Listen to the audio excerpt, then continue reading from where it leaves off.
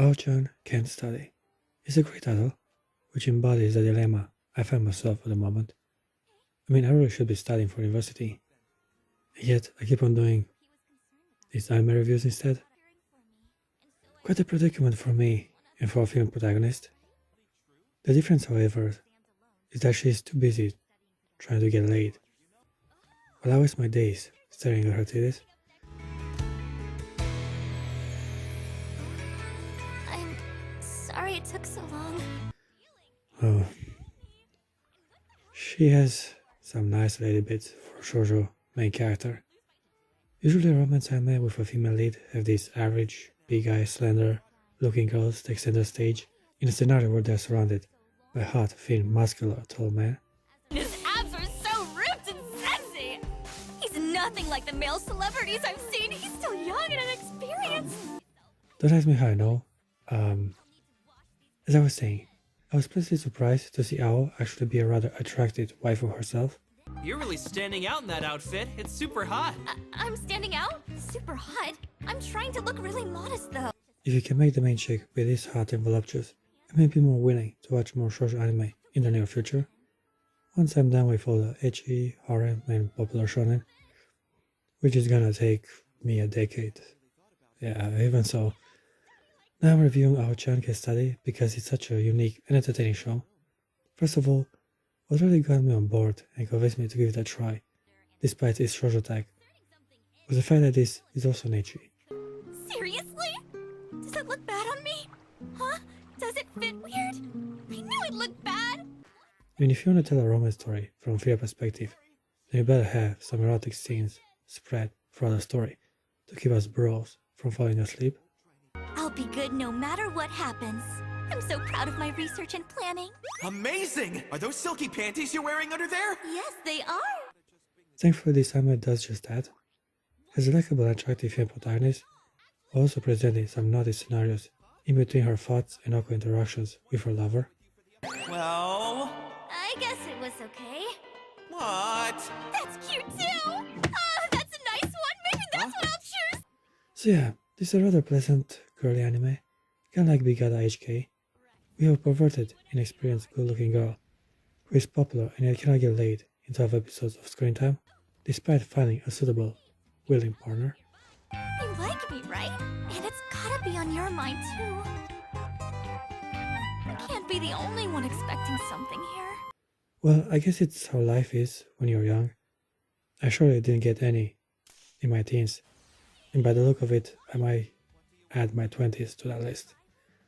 At least I'm willing to get a bit more risque and naughty as of late, to the extent that we have shoujo titles when corporate fan service. I promise I'm not going to touch him in a weird way.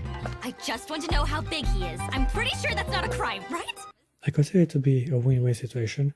I mean, girls also like to identify with a successful, intelligent, and physically attractive girl, and the guy has something to stare at as she's complaining about her complex and useless feelings. With my I'm focusing on my study style, it'll be even easier to reject Kijima. Apparently, Ao-chan has a naughty name, which means something perverted in Japanese. So tell me, Al, are you as sturdy as your name suggests? No. Naturally, the joke didn't translate well in the dub version, but I did find a way to characterize her. Yeah, people call her Horie.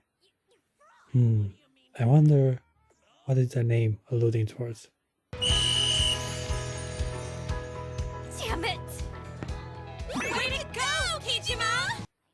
I guess she can act like a total hoe, but for the most part she acts all innocent and cute. Why are you wearing that? What happened? Payback. Payback! She's a model student who excels in her studies, and is at first utterly uninterested in experiencing any type of teenage romance. Youth? I have zero interest in pursuing fun. All I want to do is graduate high school. Rather typical behavior for a shoujo protagonist, except for Sailor Moon of course, who's a total klutz and a really bad student. Like most introverts, Ori is afraid and suspicious of the opposite gender. She views boys with mistrust, and has some harmful stereotypes built within her psyche. The only reason Kichima comes near me is because he's thinking of vulgar things. Despite what you say, your body tells me differently. We have to think girls are mean and dangerous, so yeah, I can see why she wouldn't trust the guys from her class. Horia does not even talk with the girls from her class. Actually, she doesn't talk to the girls either. It's true. We really appreciate you trying to talk to her a lot more. It makes her a bit easier to approach. And her only source of information on relationships and romance comes from her perverted father. All these factors have built her into a suspicious and cautious teenage girl. Horia is a very good example of how social anxiety and weird circumstances can actually cock-block you in your social life. Considering she's a girl, I say pussy block? Squirt stop? I don't know. Is there a term for blocking a woman's reproductive capabilities? Write in the comments section, guys. I don't reply, but I sure do read my comments. Ao Horia is the main attraction of the show, and like Yamada from We Got HK, she's a beauty to behold. While Ao is not exactly perverted and focused on doing the nasty, she still has numerous fantasies portraying naughty scenarios, but do it in a free way. If he already has someone, why is he making moves on me? Kichima wouldn't want a threesome? Does he want a threesome? Hell yeah. This girl knows what's up. She ain't stuck learning the technicalities. She's merely unsure of acting upon her urges. Also like how the show also emphasizes how interest and performance at school is drastically dropping due to her sexual awakening. It's a cliche, but it's really true even in real life. Horia starts as a stellar student and ends up with an F by the end of the season.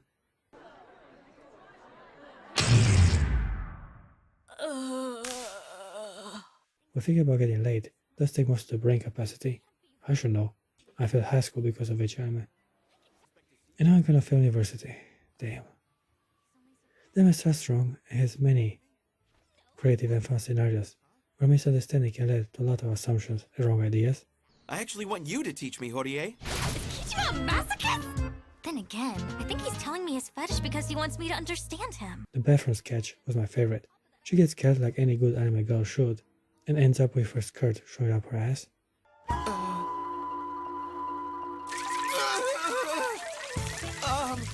Horie? Now we get to hear the thoughts and inner struggles of both partners involved in this unfortunate misunderstanding. It gets very weird, and I love every single line of dialogue. He took his shirt off! Is he going to tie me up? Will he be using that on me? He didn't want to just touch my... It's about time to properly introduce the main character in this romance, Takumi Kijima. Since the beginning, he seemed interested in Horie, and just like any other boy of his age, he tries to approach her by finding something in common to share between each other. Kijima, can you go somewhere else, please? Hey, Kijima got rejected! Naturally, Horie is cold and suspicious at first, but she soon realizes what a good of an opportunity it is and starts to flirt with him. For some reason, I can kind of relate with Kijima. I mean, not in the looks department, because I'm nowhere near as handsome and tall as he is. When it comes to not being experienced with women and not really having many friends, I'm a virgin! yeah, also that part is the biggest similarity. It was nice to see them both grow and develop as a cute couple and short span of screen time. Again, this is the third short anime I'm gonna review in a row, just like Magical Senpai and Why You're Here Teacher. The length of an episode has drastically been diminished in a 10-minute format. I guess it was enough to give us a fulfilling and fun experience, but still, I much prefer the standard, especially for such a creative and enjoyable anime. As I'm saying, Kijima is a fitting male partner for Horie, who is a clueless female main character. Most of the comedy comes from either of them not being able to understand their partner's feelings or intentions. I also quite enjoy the opening song. It has some strong visuals, especially when it comes to Kijima. Something else that works for the show are the best friends, and I'm talking about Miyabi and Soichiro. Miyabi gets introduced to the audience as an obstacle for Horie to overcome in her pursuit of love. Still an idiot, I see. Oh, face, ow. Miyabi?